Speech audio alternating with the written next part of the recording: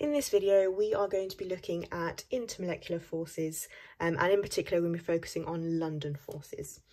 Now, in order to do that, we need to know what we mean by an intermolecular force. So an intermolecular force is a weak interaction between dipoles of different molecules, and that's very important because that means it's the opposite of an intramolecular force. So an intramolecular force is a force that you have within a molecule. Okay, so within a molecule, the type of forces we can have, or the type of bonds we can have, are covalent bonding, ionic bonding, metallic bonding. So intramolecular forces are within molecules, and intermolecular forces are between different molecules. Okay, there are three types. There's London forces, permanent dipole-dipole interactions, and hydrogen bonding. In this video, we're just going to be focusing on London forces. Okay. So first things first, you need to know that London forces can also be known as induced dipole-dipole interactions.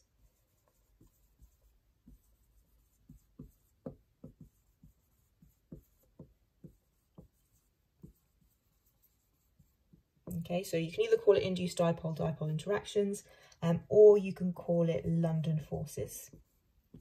Okay. In some older textbooks, you might hear it referred to as something called van der Waals forces. Okay, so if you do see it in an old textbook or online, you might see London forces as being referred to as van der Waals forces. We don't use that term anymore. Okay, so we don't use van der Waals, so don't use that in your exam, but just be aware that if you do see it, what it's actually referring to is a London force. Okay. Right, so another thing to know is that London forces exist between all molecules. Okay, so they exist between all molecules, regardless of whether any other intermolecular force is in play. So even if they do have, for example, hydrogen bonding, you will also have London forces existing between molecules. Okay, so all molecules between them will have London forces. So, yep, another thing to bear in mind that it is between molecules, as we've already discussed. They are also temporary, okay? So they are caused by very temporary dipoles, and therefore a London force, you can say is temporary, okay? It doesn't last very long, all right?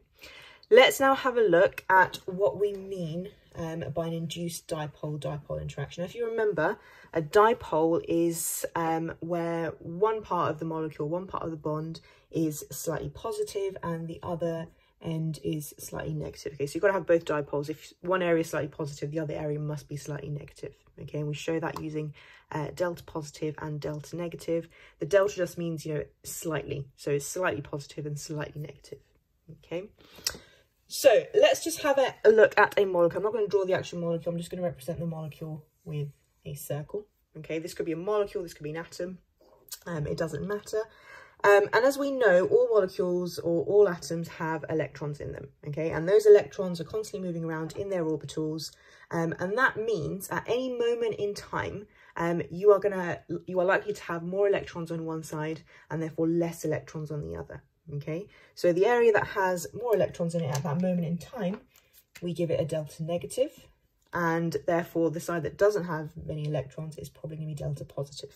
Okay, so this is what we call an instantaneous dipole. Okay, at any moment in time, there are going to be more electrons on one side and less on the other, and this is our instantaneous dipole.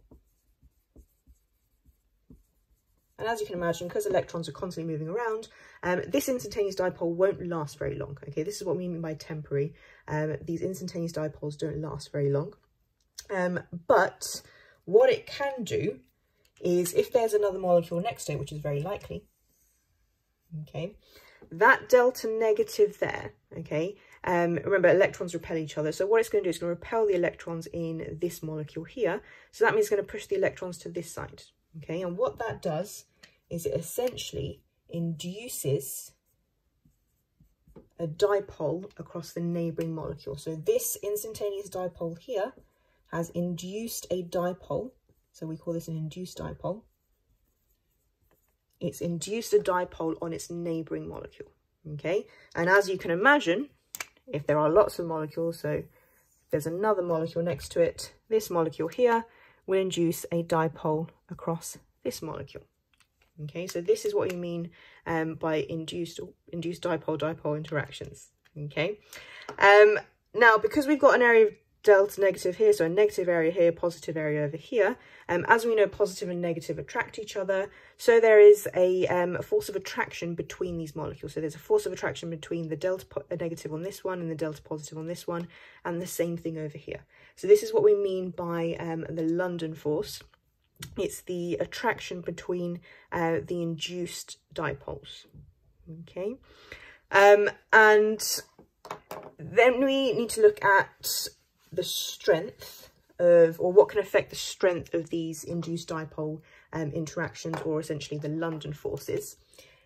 So when it comes to strength, given that this is to do with instantaneous dipoles, or it's kind of induced by an instantaneous dipole, the instantaneous dipole is caused by the movement of electrons. So if we increase the number of electrons, so if one molecule or one atom has more electrons than another, that's going to have an effect on the London forces. So more electrons, what that does is the more electrons a molecule has, or the more electrons an atom has, that leads to larger induced dipoles. Okay, so larger instantaneous dipoles, in fact, and we know instantaneous dipoles lead to induced dipoles. So we have larger instantaneous dipoles and therefore larger induced dipoles. Okay, and that means if we've got larger dipoles, that means we've got greater forces of attraction between the molecules.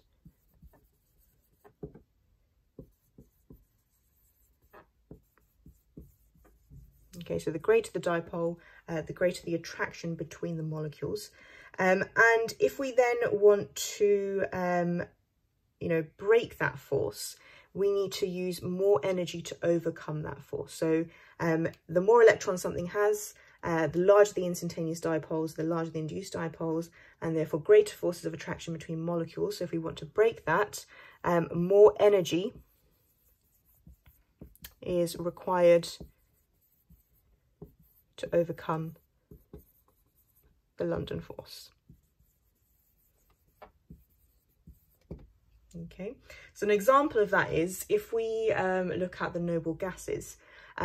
So as we go down the noble gases, the boiling point increases. Okay, and the reason for that is as you go down the noble gases, the number of electrons in the atoms increase. Okay, so there's more electrons, and therefore you have larger instantaneous dipoles, and therefore larger induced dipoles, so therefore greater forces of attraction as you go down the group, and that means you need more energy to overcome the London force. Because if you remember, when we're looking at boiling point or melting point, we are breaking, this is very, very important, so it's worth remembering. If you are looking at boiling point or melting point, you are breaking the intermolecular force. Okay, so if you're breaking the intermolecular force, you've got to know what type of intermolecular force you're breaking. So the example that I've given is with noble gases. So the intermolecular force is London forces.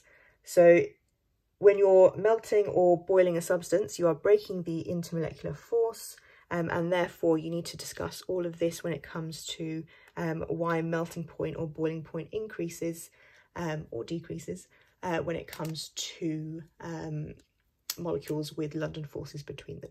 Okay, so when you're talking about melting point or boiling point, you are breaking an intermolecular force.